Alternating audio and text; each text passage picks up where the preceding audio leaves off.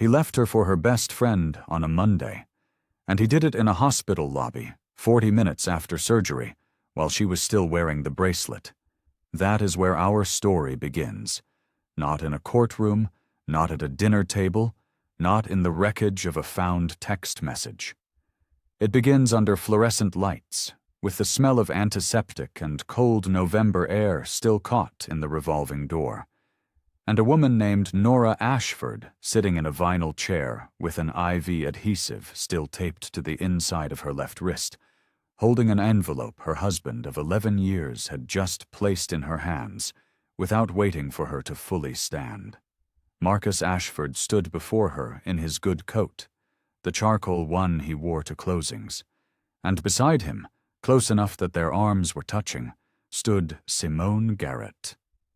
Nora's best friend, 19 years, the woman who had held her hand at her father's funeral. Simone was looking at the floor.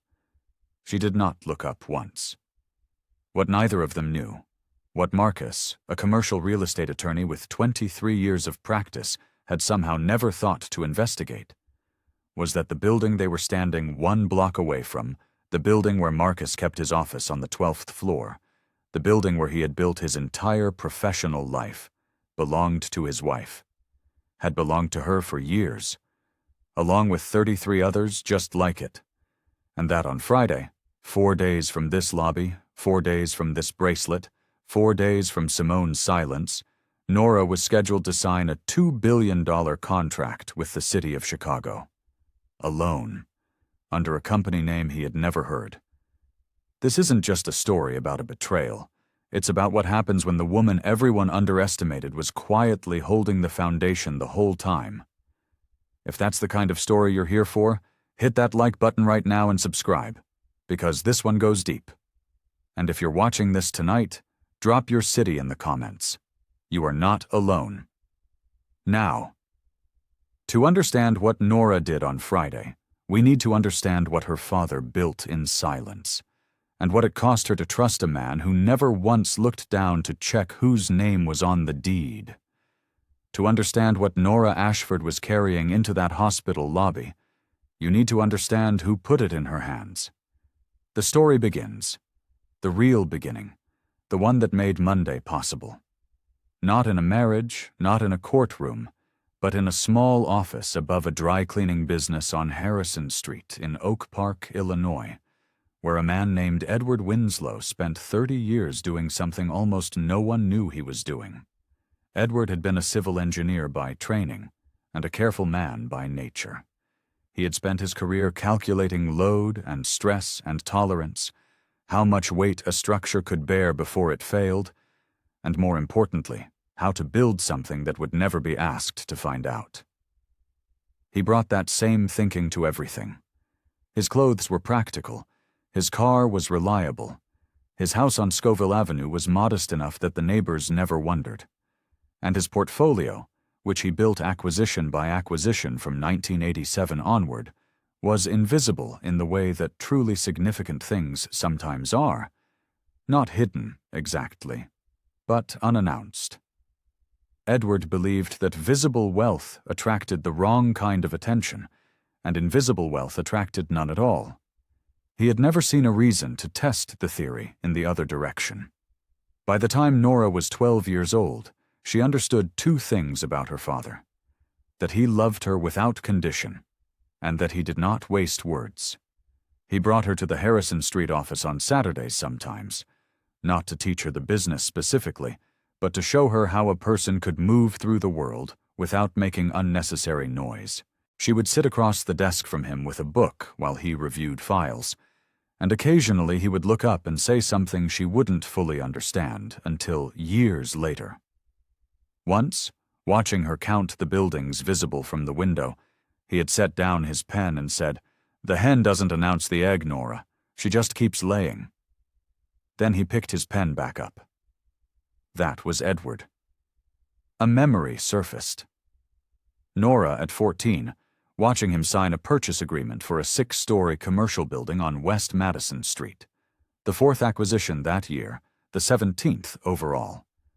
She had asked him why he never told anyone. He had looked at her over his reading glasses with the mild expression of a man addressing a question whose answer was self-evident. "Don't explain what you don't owe anyone an explanation for," he had said. "The structure holds because of the math, not the conversation." She had written it in her school notebook that evening, in the same handwriting she used for geometry theorems, because that is what it was. By 2019, the year Nora turned 36, and the year she and Marcus celebrated their 4th anniversary at a restaurant in River North with Simone at the table, and champagne that Marcus chose, and a toast that Marcus gave, the Ashford Meridian Properties portfolio, named for the 2 streets bracketing Edwards' original Harrison Street office, held 34 commercial buildings across the Chicago metro area. It generated $88 million annually in net rental income. Its total assessed value, conservatively calculated, was $2.1 billion. Every property deed in the portfolio carried a single name as beneficial owner. Not Marcus Ashford, not Nora Ashford, Nora Winslow. Her father's name. The name she had been given before the marriage. The name on every document that mattered. She had never told Marcus. This requires an explanation, and it is not the one you might expect. Nora had not withheld the trust from Marcus as a strategy. There was no contingency plan forming in the back of her mind during their wedding. No quiet calculation behind her eyes when she said the words. She had withheld it for the same reason her father had taught her to. Because it was private, because love did not require a financial audit to be real, and because Edward had told her once, in one of the last clear conversations before the dementia took his language like a tide going out, that the right man would not need to know what she had. He would know what she was. She had believed for a long time that Marcus was that man. She had met him in the spring of 2010 at an architecture industry dinner in the West Loop. She was 31, he was 35, and he had crossed a room to talk to her with the directness of a man who had decided something and was following through on it. He was lean and certain in his good coat, and he laughed at things she said without performing the laugh. And when she spoke about load-bearing structures and the underappreciated beauty of a well-drawn floor plan, he had listened with his whole face. He had called her the following Tuesday. He had remembered everything she said. In those early years, Marcus had been genuinely curious about her architectural eye, her steadiness, the way she observed a room before she entered it fully. He was professionally hungry and socially ambitious, but those qualities had not yet curdled into anything she needed to name. He introduced her to his mother, Claudette, who wore a pale blue suit to their first lunch, and said she had heard so much about Nora, and smiled in a way that already contained a small reservation. Nora had not worried about Claudette. She had thought, every mother holds something back at first. She had thought, there is time. Simone Garrett had been in Nora's life since they were 22 and sharing a 600-square-foot apartment in Wicker Park and surviving on ramen and professional ambition. Simone had been sharp then and sharper now, a woman who entered rooms like she had already read the agenda, and Nora had loved this about her for 19 years. Simone had stood beside her at the ceremony in September 2011, in a deep green dress, holding Nora's bouquet while Nora adjusted her own hands. She had leaned over at the reception and said, with the clean economy that was always her style, "He's good. Keep him." Nora had laughed. She had kept him. The irony, which the audience can feel gathering at the edges of this, is sharp enough to cut. What Nora could not have known on that September afternoon, what she could not have known through any of the early years, through the dinners and the Sunday mornings and the small accumulating vocabulary of a shared life, was that the man she had chosen was already, at some level below conscious decision, looking for the exit. Not from her, specifically, from the version of himself that needed her to be more than he was. Marcus was a competent attorney. He was not an exceptional one. He advised other people's acquisitions for 23 years without holding one of his own. And there was something in that gap, between the proximity to significant things and the ownership of them, that had begun, slowly, to do something to him. He had married a woman of substance, and told himself it was love. When the substance turned out to be literal rather than ambient, he had no language for the revision. But that comes later. In 2011, watching Marcus sleep in the gray November light of their first shared apartment, Nora had felt only what she was meant to feel, that she had chosen correctly, that the structure was sound, that the math worked. She did not know yet that a structure can look sound for years before the load shifts. She did not know that what she was watching was not a man at rest, but a man in the early stages of becoming someone she would not recognize. She would learn. The portfolio began with a parking lot. Not a glamorous origin, Edward Winslow would have been the first to admit. In the spring of 1987, he was 31 years old, 7 years into his career as a civil engineer with the city of Chicago, and he had saved $11,000 in an account his wife, Nora's mother, Grace, did not know the full balance of, not from deception, but from the same instinct that kept him from mentioning his salary at dinner parties or his address when someone asked what neighborhood he lived in. He bought a quarter-acre lot on South Kedzie Avenue at a tax auction for $8,400, leased it to a parking operator for $400 a month, and said nothing about it to anyone. The following year, he bought a decommissioned laundromat on West Cermak Road. The year after that, a 4-unit commercial strip on South Halstead that needed a new roof and a landlord willing to wait. He gave it both. He never told anyone about those either. By the time Nora was born in 1981, he had 6 properties. By the time she started school, 12. By the time she sat across from him on those Saturday mornings in the Harrison Street office, watching him sign papers while she read, the number was somewhere above 20 and still climbing. Quietly, the way water rises in a sealed room. Edward had grown up in Bronzeville in the 1960s, watching his own father lose a business to a partner who had more lawyers and fewer scruples, and that experience had calcified into a principle he never stated directly, but lived completely. The safest thing you could own was something no one knew to take. He never carried a title or a net worth figure in a room where it could be used against him. He never let his portfolio become a personality. He was simply a civil engineer who lived on Scoville Avenue, drove a 1994 Buick LeSabre until it stopped starting, and happened quietly to own a significant portion of Chicago's commercial real estate by the time his daughter was grown. He taught her the same way he did everything. By example, and occasionally by a single sentence that carried the whole weight of the lesson. "Don't explain what you don't owe anyone an explanation for," he told her once, on a Saturday when she was 14, and had asked why he never mentioned the buildings to anyone.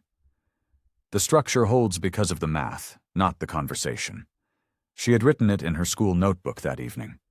She had not yet understood it completely. She would, eventually. She would understand it in ways he never had to. The diagnosis came in the winter of 2017. Early onset dementia, the neurologist explained, with the specific gentleness of a person delivering information they cannot improve. Edward was 66. He had already spoken to Phyllis Grennan.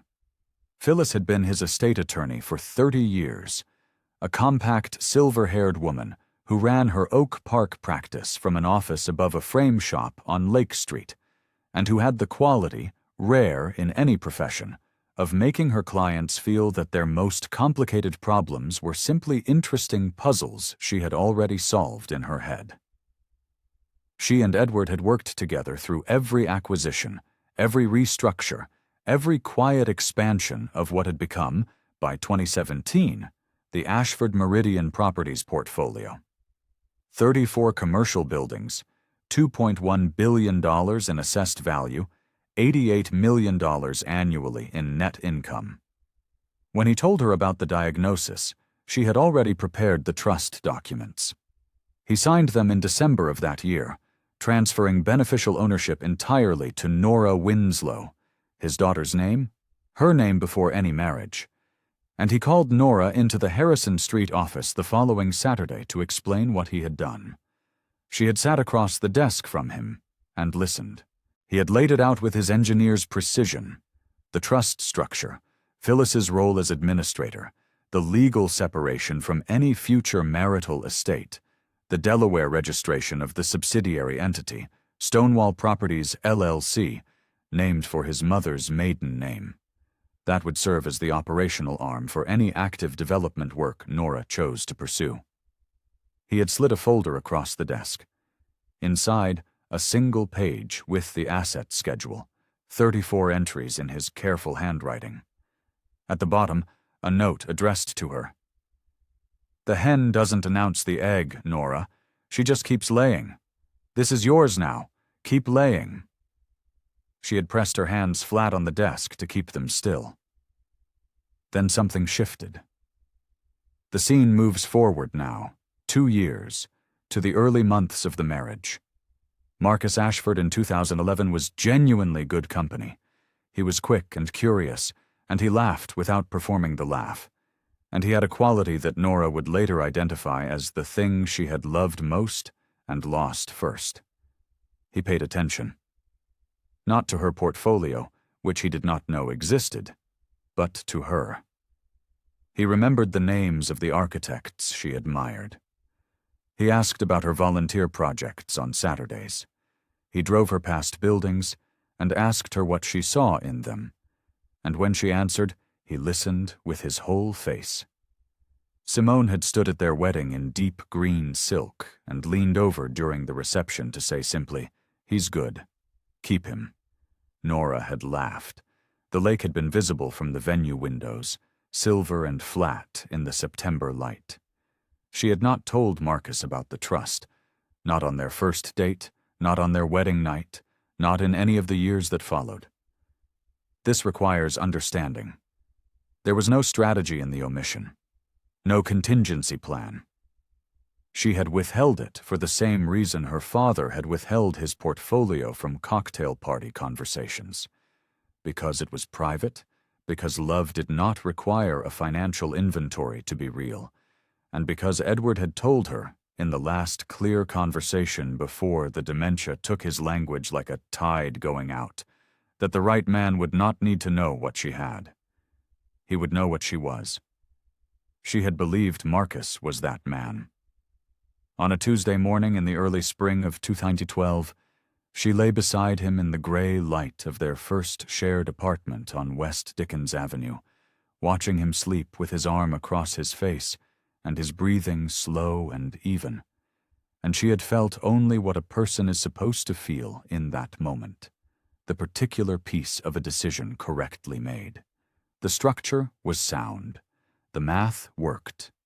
She did not know yet that some structures fail not from a single catastrophic load, but from 1,000 small ones, applied daily, in places no one thinks to inspect.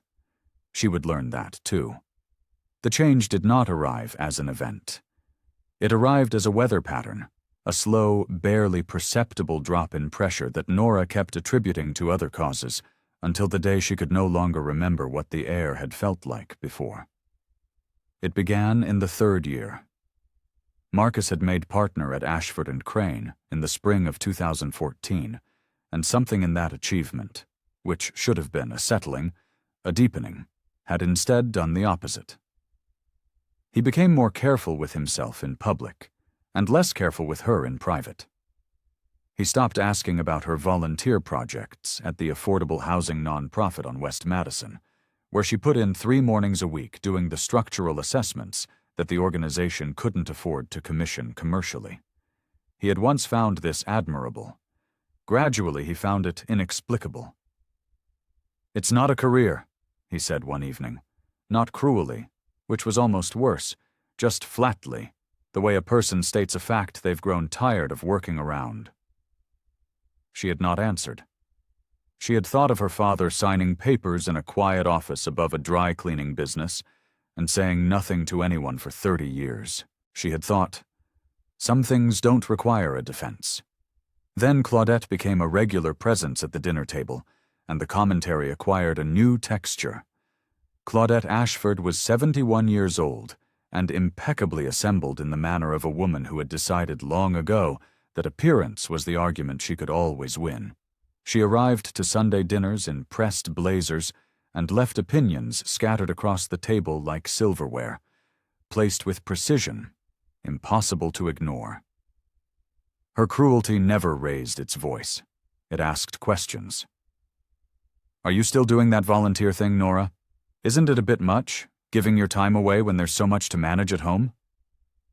Or, at a dinner party in the Gold Coast apartment of one of Marcus's colleagues, loud enough for the adjacent conversation to pause. Nora's never really needed to work, of course. Marcus takes such good care of her. She would smile after delivering these things, the smile of a woman laying down a card she was confident no one else at the table could match. What Claudette didn't know, what she would spend the next several years not knowing, while the audience holds its breath, is that the woman she was carefully diminishing in those Gold Coast apartments had signed the trust documents for $2.1 billion in commercial real estate the previous December. While Claudette was explaining to her bridge group that Nora had no real professional history to speak of, Nora's trust was collecting $88 million annually in net rental income and not telling anyone about it, exactly as Edward had taught. The irony, as the narrator noted earlier, is sharp enough to cut. During those years, when the dinner parties became harder and Marcus's silences became longer, Nora called Simone. This is the part of the story that requires the audience to sit with something uncomfortable. Because Simone always answered, she always listened. She said, in that clean, professional voice that made everything sound assessed and certain, that Marcus was under pressure, that ambition did strange things to men in their 40s, that the solution was patience and presence and not making things larger than they needed to be. Nora believed her. Of course she believed her. Simone had been in her life since they were 22 years old and surviving on ambition and ramen. Simone had held her hand at her father's funeral. You do not audit the advice of a person who held your hand at your father's funeral. What the audience understands now, and what Nora did not yet understand, was that Simone had not been giving her counsel during those calls. She had been gathering intelligence. The financial restructuring came quietly in the summer of 2021. Marcus called it efficiency. He sat at the kitchen table with a printed document from Northern Trust Bank and explained, in the patient tone he used when he was explaining something he had already decided, that it made more sense to consolidate the household accounts under his name alone, for tax and administrative reasons, and that Nora would have a monthly household allocation of $4,000 transferred automatically every first of the month. He used the word allocation. She noticed that he used the word allocation. She did not argue. She signed the bank form. She thought of her father's notebooks and said nothing. The itinerary was in the left breast pocket of the charcoal coat. She found it on a Thursday morning in October of 2022, pulling the coat from the closet to take to the dry cleaner on Damen Avenue, because Marcus had mentioned it needed to go. He had not checked the pockets. The document was a printed hotel confirmation for a 2-night stay at the Rosewood Miramar in Montecito, California, a property she recognized immediately as far too specific and far too expensive to be a client trip. Dated the same weekend Marcus had flown to San Francisco for what he'd described as a deposition. She stood in the front hallway with the coat in her arms and the paper in her hand, and felt something cold and precise move through her chest, not like a wave, but like a key turning. She did not call him. She did not confront him. She stood there for a long moment, and then she folded the itinerary into the inside pocket of her own jacket and took the coat to the dry cleaner without it. She began reconstructing the timeline on the drive home. The San Francisco trip. The dinner 2 months before that Simone had canceled last minute with a text that said simply, "Crazy week? Can't make it." The weekend in March, when Marcus had been at a conference in Milwaukee that produced no conference materials, no hotel receipt, no subsequent mention of any colleague he'd seen there, and the thing that had been sitting at the edge of her awareness for 18 months, without quite resolving itself. Simone had stopped asking about the marriage. For 19 years, Simone had asked about the marriage. And then one day, gradually, she had stopped, as though she already knew how the story ended because she was writing part of it herself. The betrayal of a husband is a wound. That thought had come to Nora as she pulled into the driveway. She had sat in the car in the garage with the engine off, her hands in her lap, looking at the dashboard. The betrayal of a best friend is the infection that makes the wound septic. She did not cry. Not then. Not in the garage. Not that evening. Not in the weeks that followed. She gave herself one night alone in the guest bathroom with the door locked and the faucet running, where no one could see or hear anything.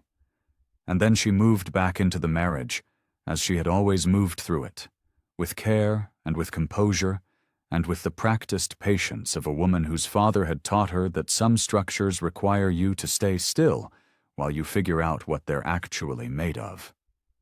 The self-doubt arrived anyway, because it always does. There were weeks when she wondered if she had misread the itinerary, weeks when she catalogued her own deficiencies with the cold efficiency of a man building a legal case. Too quiet, too large, too patient, too unavailable in whatever way charming, ambitious men required their wives to be available.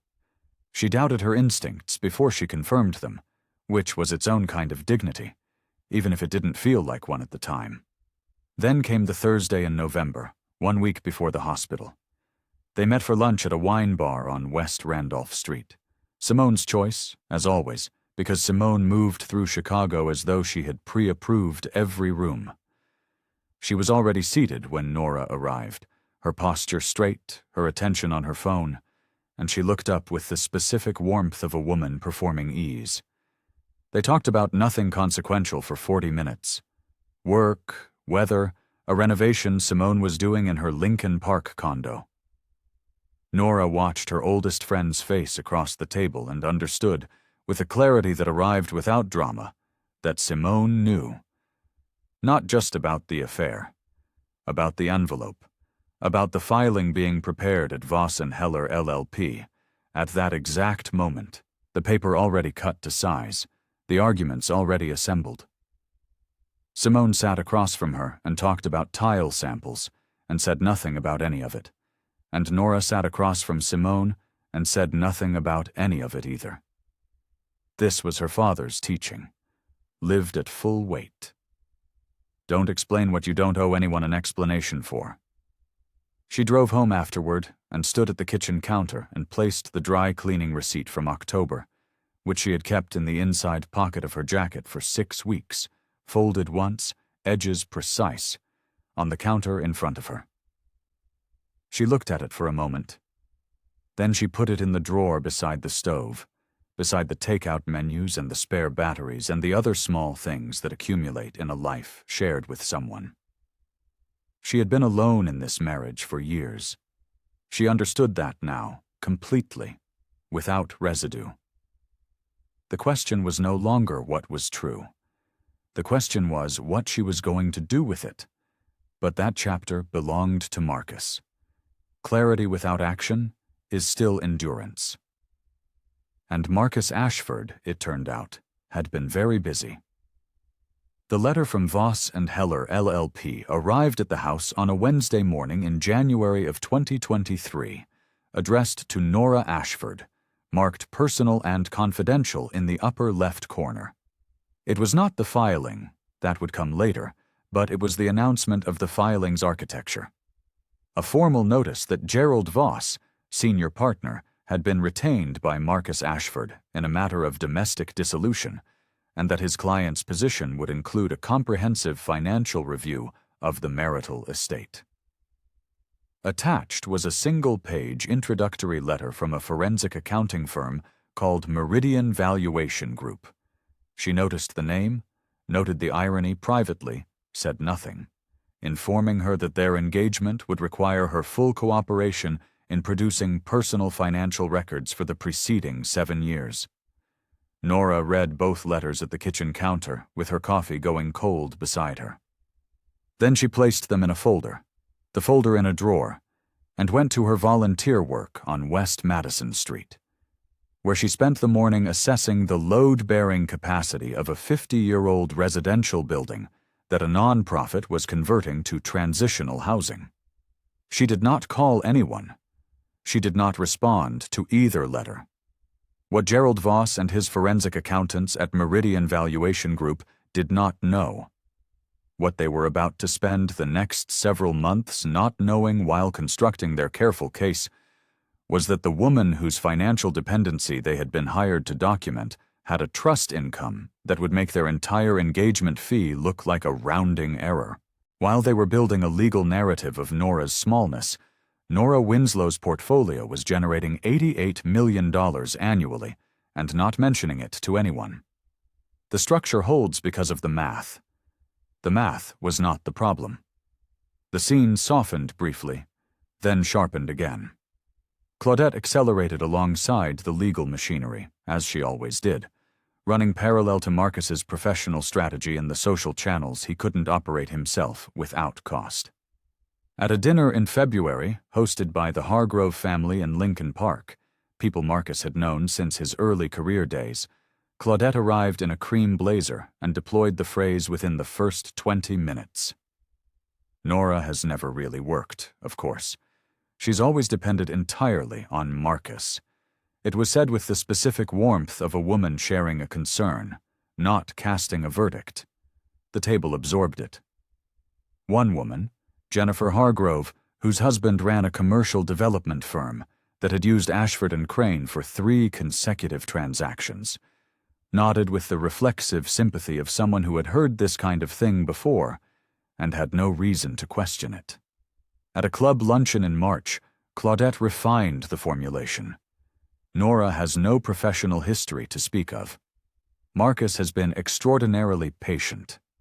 By April, the characterization had traveled through 3 separate social networks and arrived back to Nora through a woman at the housing non-profit who mentioned, carefully, that she had heard Nora was going through something difficult and that her husband had apparently been carrying a great deal on his own. Nora thanked her and continued her assessment. Simone, meanwhile, had completed her integration into Marcus's professional life so smoothly that the substitution was visible only in retrospect.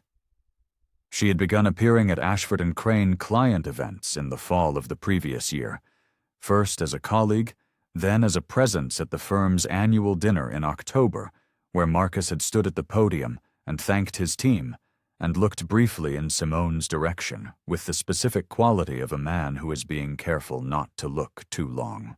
She was introduced to the city's development director, James Whitfield, at that same dinner.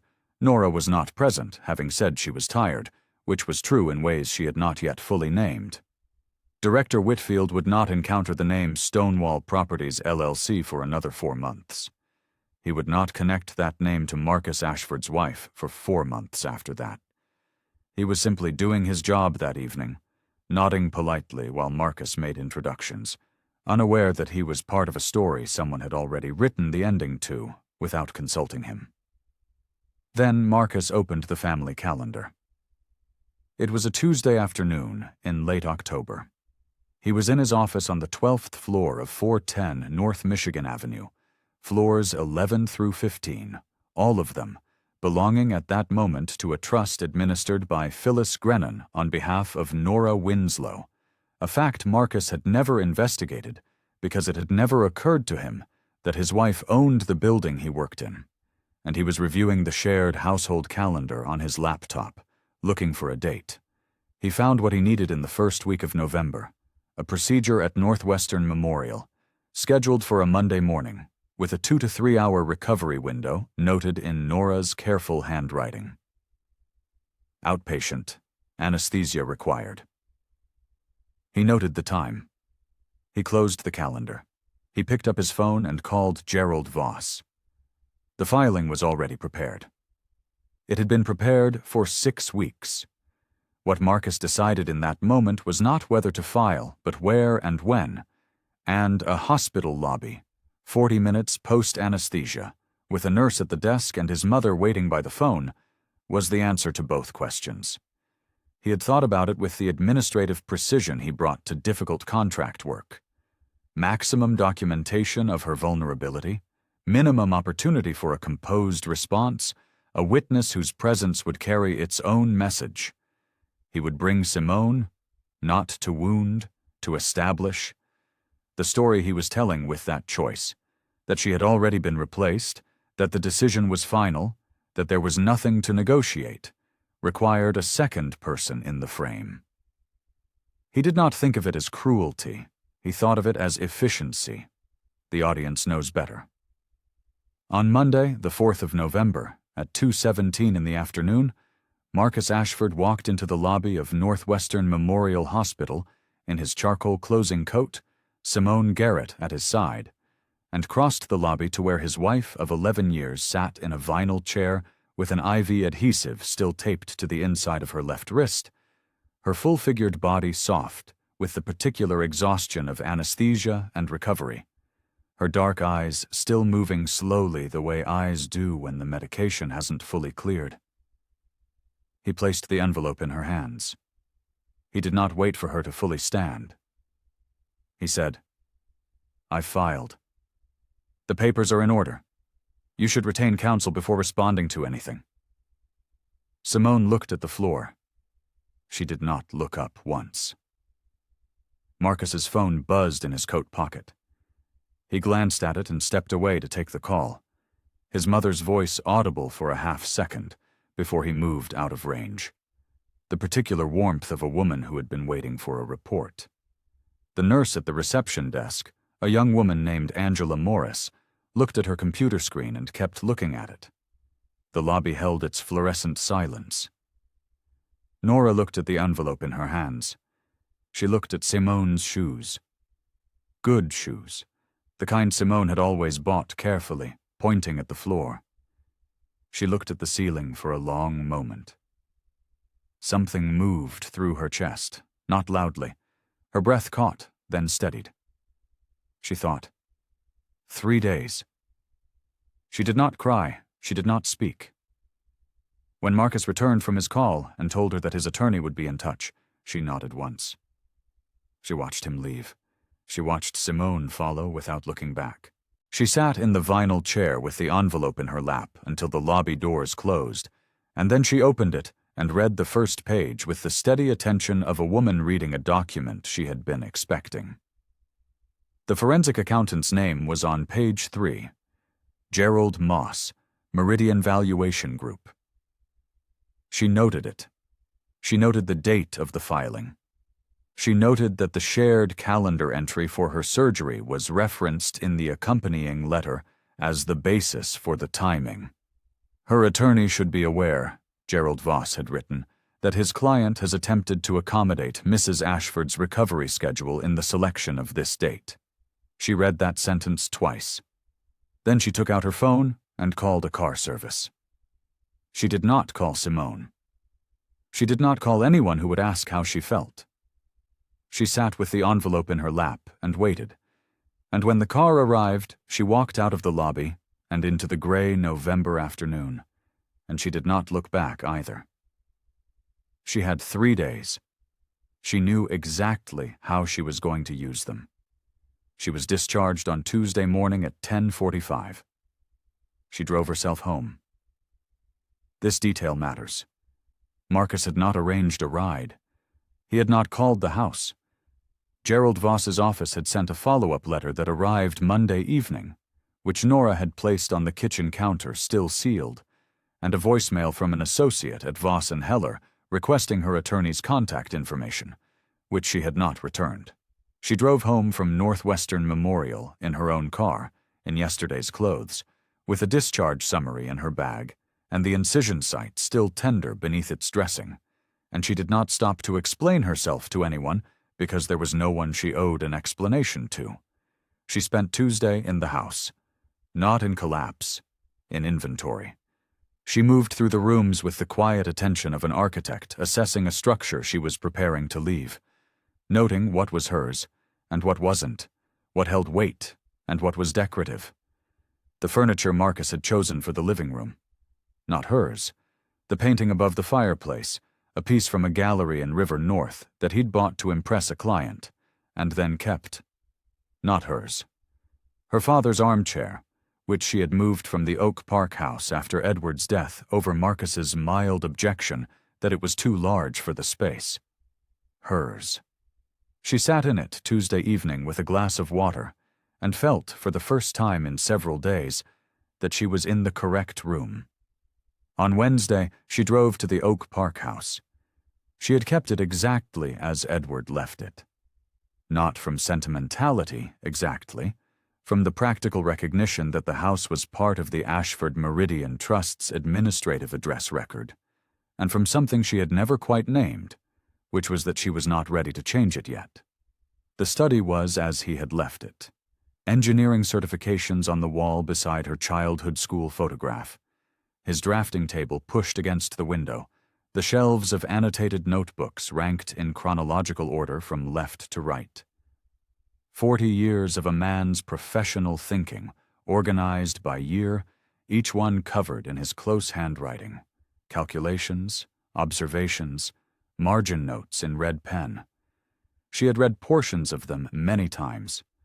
She had never read them all. She sat in the armchair, pulled the lap blanket her mother had made across her thighs. The incision site still ached in a low, persistent way she had learned to work around, and took the last notebook from the shelf. The one from the final year before the diagnosis. She had opened it before and stopped, for reasons she hadn't examined closely. She opened it now. The early pages were technical, load calculations for a retaining wall project he had been consulting on in his retirement, drainage gradients, soil compression ratios. His handwriting was still precise then, still the handwriting of a man in command of his instrument, though she could see, now that she knew what to look for, the faint tremor beginning in the letters, the occasional word rewritten in heavier ink, as though he'd pressed down harder to keep it steady. She read slowly. She was not looking for anything. She was simply keeping him company. Then, midway through the notebook, she found the page.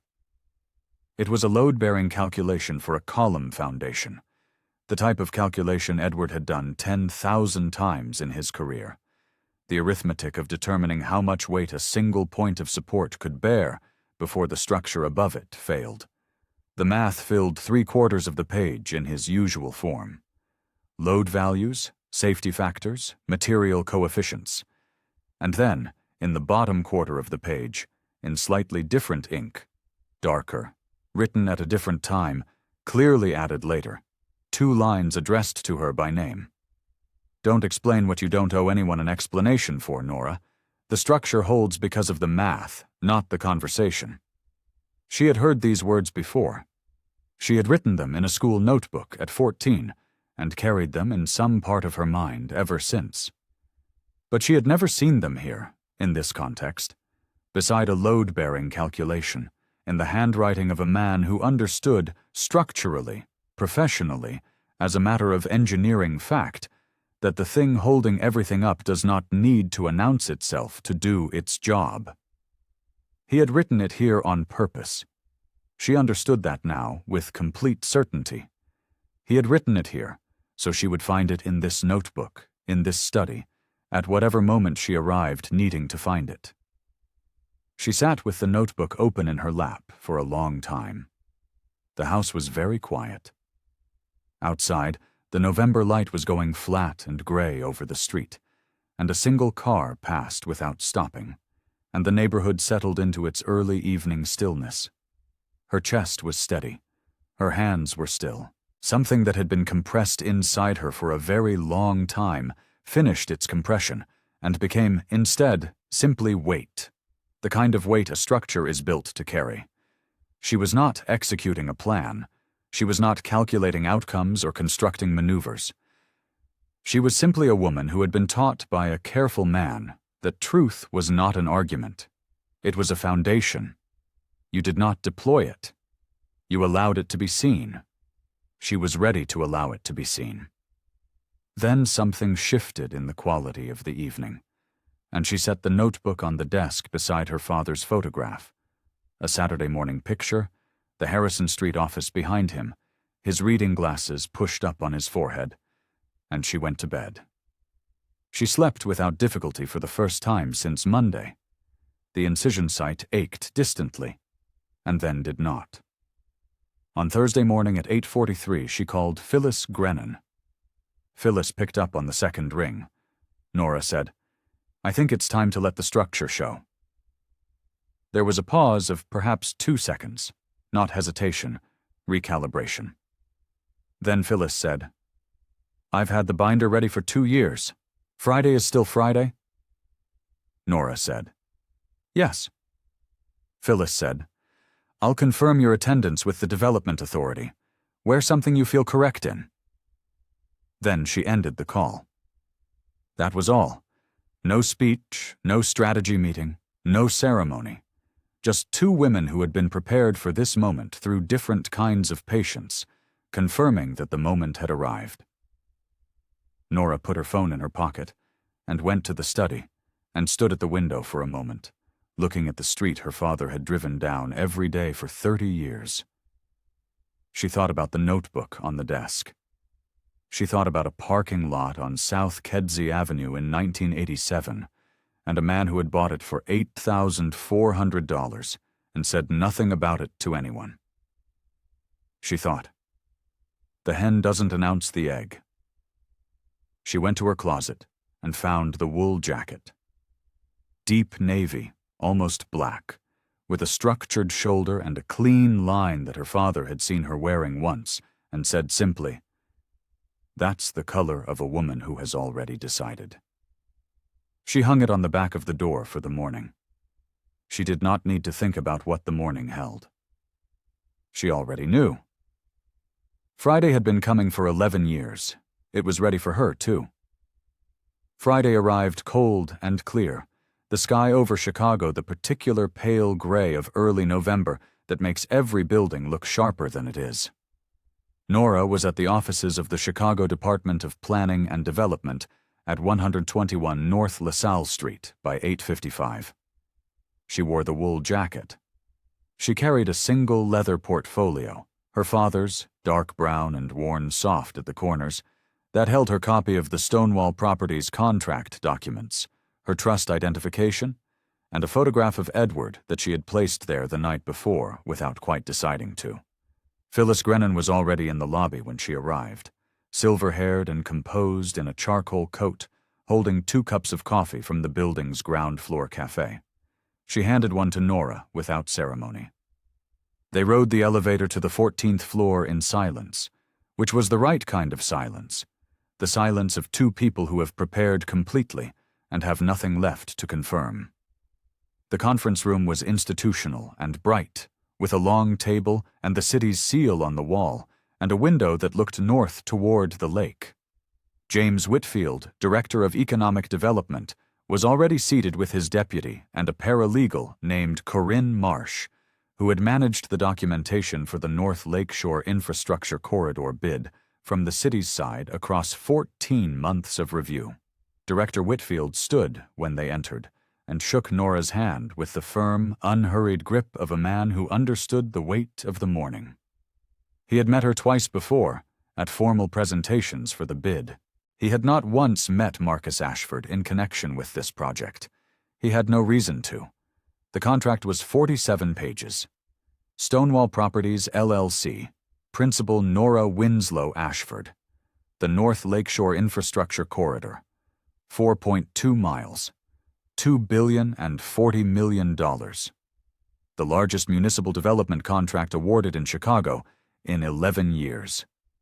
Corinne Marsh placed the signature copy in front of Nora and uncapped a pen and set it on the table with a small, precise click. The room was quiet. Nora picked up the pen. She turned to the signature page. She read the line once, not because she needed to confirm it, but because her father had taught her to read what you sign, every time, as a matter of principle. The line read, "Authorized signatory, Stonewall Properties, LLC," and below the line, in the pre-printed identification block, Nora Winslow Ashford, sole principal. Not Nora Ashford. Nora Winslow Ashford. Her full name. Her father's name, carried forward into a document that would be part of the public record of this city for decades. She signed. She did not rush. She pressed the pen down with the steady, even pressure of a woman signing something she has earned, and she moved it across the line without hesitation or flourish, the signature clean and legible and complete. She set the pen down. Director Whitfield signed his own copy. Phyllis countersigned as trust administrator. Corinne Marsh dated and witnessed both. A memory surfaced, briefly. A man in a small office on Harrison Street, pressing a pen to a purchase agreement for a parking lot on South Kedzie Avenue in 1987, saying nothing to anyone. The hen doesn't announce the egg. She thought, very briefly, about Monday's lobby, about an envelope and a hospital bracelet, and Simone's shoes pointed at the floor. Then she let the thought go, because it had already been answered, and the answer was on the table in front of her, signed and witnessed and permanent. She closed the portfolio. She thanked Director Whitfield. She and Phyllis rode the elevator back down in the same quality of silence as before, and walked out into the cold November air, and Phyllis said simply, "Edward would have found this unremarkable." Nora understood this as the highest compliment available. She nodded once, and they went to their separate cars. At 3:17 that same afternoon, a courier from the Ashford Meridian Properties Trust Office delivered a sealed envelope to the building management desk at 410 North Michigan Avenue. It was addressed to Marcus Ashford, Ashford & Crane, LLP, floor 12. His paralegal, a young man named Derek Solis, signed for it and brought it to Marcus's desk between client calls. The return address identified the sender as the trust administrator for Ashford Meridian Properties, LLC, with an Oak Park address Marcus did not recognize. He opened it at his desk with the automatic attention of a man who handles property correspondence professionally. The letter was 2 paragraphs. The first paragraph identified the trust as the lesser of record for floors 11 through 15 at 410 North Michigan Avenue, and noted that Ashford & Crane, LLP, held an active lease on floor 12 under a 5-year agreement executed in 2021.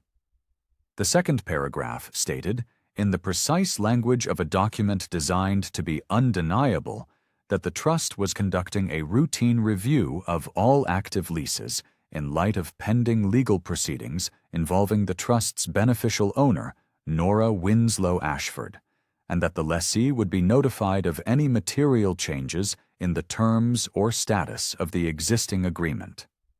It was signed by Phyllis Grennan, Trust Administrator. Marcus read it twice. He set it on the desk. He picked it up and read the beneficial owner's name again, Nora Winslow Ashford. And then he looked at the building address at the top of his own letterhead. And then he was very still. He called Gerald Voss at 3:26. Gerald Voss called him back at 7:41, after 4 hours of silence that his office would later be unable to fully account for, and told him that the discovery package from Phyllis Grennan had arrived by secure courier that afternoon, and that he needed Marcus to come in the following morning. His voice carried the specific flatness of a man who has spent 4 hours calculating what a thing means, and has arrived at an answer he was not expecting. 2 weeks passed. The legal machinery continued its motion. Then it came to the table. The mediation room at Voss and Heller LLP on the 22nd floor of 155 North Wacker Drive was smaller than it should have been for what was about to happen inside it. Marcus arrived at 9 o'clock with Gerald Voss and a junior associate named Patrick Hill. He was in his good coat. He sat down without looking at the door. Claudette was not present. She had not been invited, and even Marcus understood, by now, that her presence would not help him. Simone was not present. Her name would not appear in any document on the table. Her absence was not incidental. It was the quietest judgment the story had yet delivered. Nora arrived at 9:05 with Phyllis Grennan. She set her father's leather portfolio on the table and took her seat and placed her hands flat on the surface in front of her, which was what she did when she wanted them to be still without appearing to need them to be. The incision site had healed to a low, intermittent ache she barely noticed anymore. Gerald Voss opened. He introduced the proceedings' scope and his client's position and began to outline the marital asset framework that Meridian Valuation Group had spent 9 months constructing. He was 3 sentences in when Nora said, without raising her voice, "He practiced real estate law for 23 years in a building I owned. I think we can start there." The room went silent. Gerald Voss stopped. He looked at Nora. He looked at Phyllis. He looked at the leather portfolio on the table and understood, with the professional instinct of a man who has spent 25 years reading rooms, that the document inside it was going to reframe everything he had prepared. He was correct. Phyllis opened the portfolio and placed the first document on the table, the Ashford Meridian Properties Trust Instrument, dated December 2017, establishing Nora Winslow as sole beneficial owner. 34 buildings, $2.1 billion in assessed value, $88 million annually, premarital origin, legally untouchable. Gerald Voss's associate Patrick Hill turned the pages slowly and did not speak.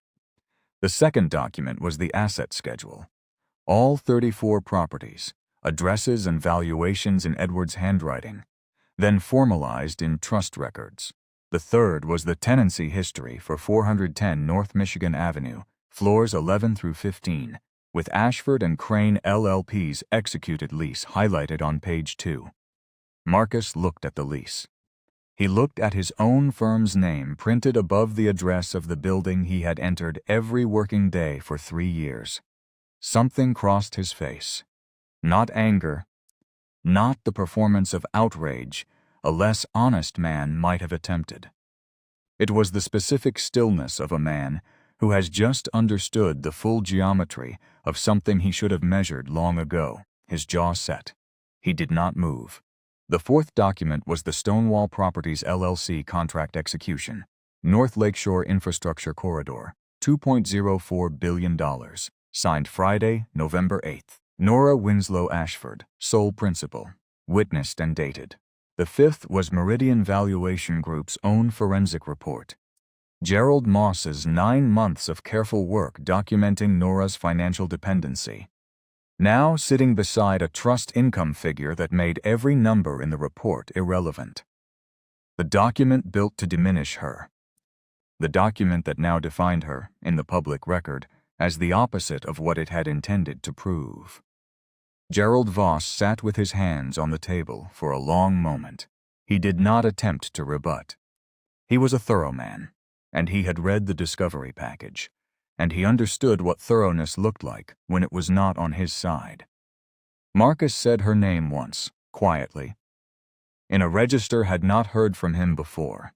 Not the lawyer's register, not the husband's register at his worst, but something older and less composed than either. Just her name, Nora. She looked at him steadily. She did not answer. She stood, gathered the portfolio, and smoothed the front of the wool jacket with one hand. She looked at the table, at the documents arranged across it, each one an answer to something she had been asked to absorb in silence. And then she looked at nothing in particular, and walked to the door and opened it and left. Every person in that room remained seated. The door closed behind her without force. The hallway was quiet. The elevator came quickly. She rode it down alone, watching the floor numbers descend. And when the lobby doors opened onto North Wacker Drive, she stepped out into the cold and walked to her car and sat in it for a moment, with her hands in her lap and her father's portfolio on the passenger seat beside her. She did not feel triumph. She did not feel the particular heat of satisfaction that the story's antagonists might have assumed she was feeling.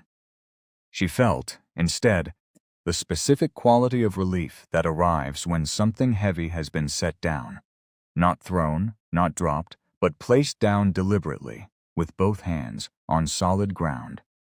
The legal process would take months, but the math had already spoken. It always had. The legal process took 4 months. What happened to the people in that mediation room during those 4 months is worth knowing. Marcus Ashford did not collapse publicly. That is not how men like Marcus Ashford collapse. What happened was quieter and, in its own way, more complete. The discovery documents had entered the legal record, which meant they existed in the professional universe Marcus inhabited. A universe built almost entirely on reputation, relationships, and the careful management of what other people believed about you. Gerald Voss negotiated a settlement with Phyllis Granon that was concluded without court proceedings, which Marcus had wanted for obvious reasons. What he could not control was the building. The lease for floor 12 at 410 North Michigan Avenue was extended at current terms as part of the agreement, because Nora had instructed Phyllis to extend it. Not from sentiment, but because she did not want to destroy what he had built, only to leave it. Marcus received the extension letter from the trust administrator in January. He read it at his desk, alone, and sat with it for a while. Ashford and Crane announced a restructuring in February. The press release cited strategic realignment. It did not mention Simone Garrett, whose name appeared nowhere in the announcement, and who was no longer with the firm. The Chicago commercial property community, which is smaller and better connected than it appears from the outside, noted the restructuring with the particular attention of people who had recently received other information and were quietly assembling a more complete picture.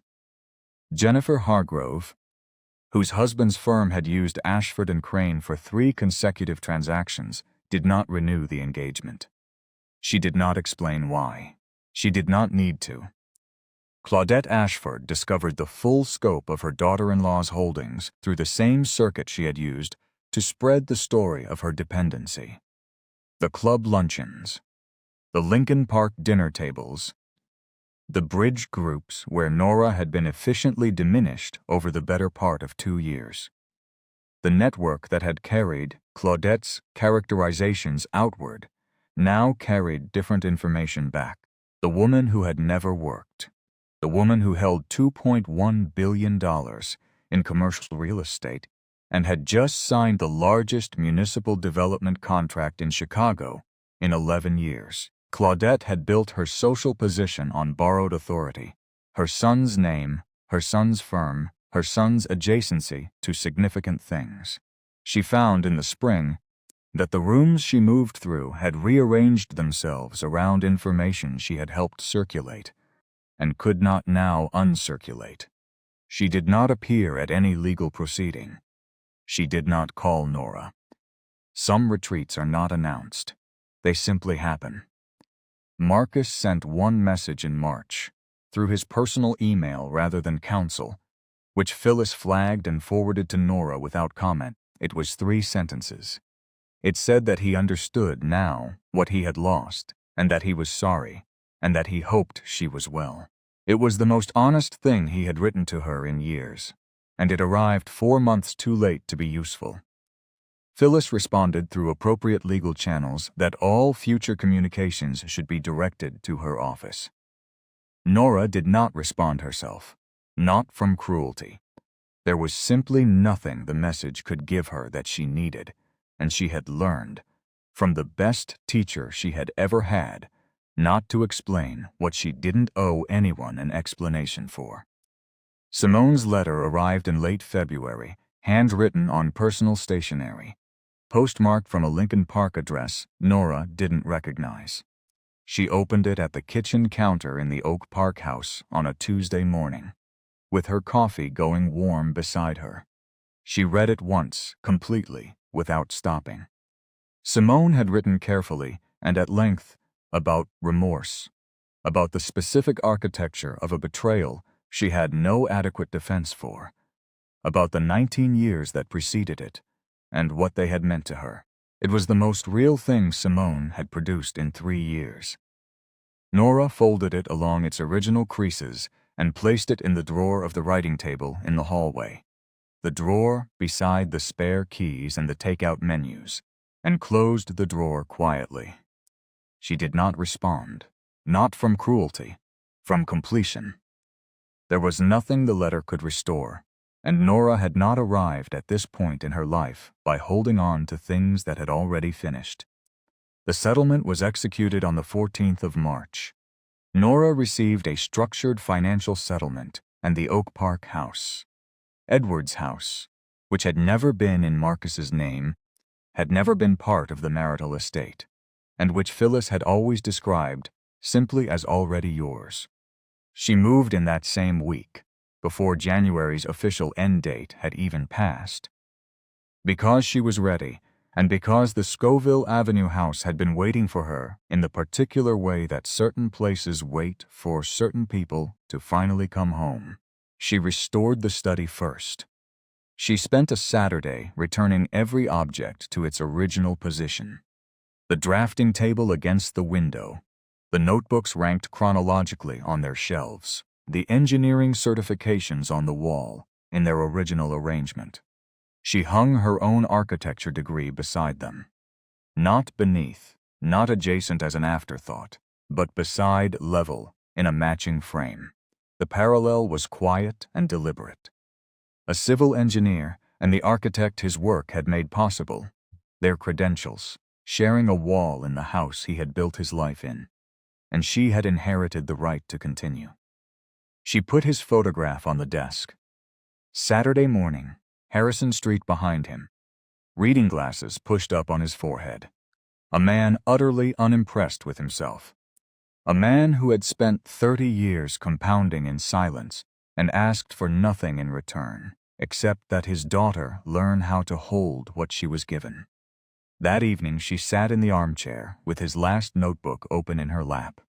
The lamp on the side table cast a warm, even light across the page. She turned to the margin beside the load-bearing calculation, the page she had found in November, the page that had been waiting for her since he wrote it, and she read the 2 lines one final time. Don't explain what you don't owe anyone an explanation for, Nora. The structure holds because of the math, not the conversation. She did not need to interpret it anymore. She did not need to extract meaning or apply it to the present circumstances. It simply landed as true, the way things land when they have been true for a long time, and you have finally caught up to them. She closed the notebook and set it on the desk beside his photograph, and sat for a while in the quiet of the restored study, in the house on Scoville Avenue, in the neighborhood where she had grown up, knowing that the most significant things a person could own were the ones no one knew to take. There is something this story wants to say before it ends. It is not about wealth, not exactly. It is about the difference between the kind of power that announces itself and the kind that simply holds. It is about what happens when a woman is mistaken for nothing by people who were never paying close enough attention. And it is about what a parent can give a child that outlasts every other gift. Not money, not property, not legal architecture, but a way of understanding that the structure of a life does not require anyone's acknowledgement to stand. If any part of this story felt familiar to you, the slow erosion, the patience that was mistaken for weakness, the long wait for the foundation to be seen, leave a comment below. Tell me what part stayed with you. And if you're watching this tonight, wherever you are in the world, drop your city. You are not alone in this. Outside the window of the Oak Park house, the lake was frozen and very still in the January dark, its surface flat and silver, and holding everything placed upon it without complaint. Nora did not whisper anything. She simply sat in her father's chair, in her father's study, in the house that had always been hers, and was quiet. The structure held. It had held the whole time,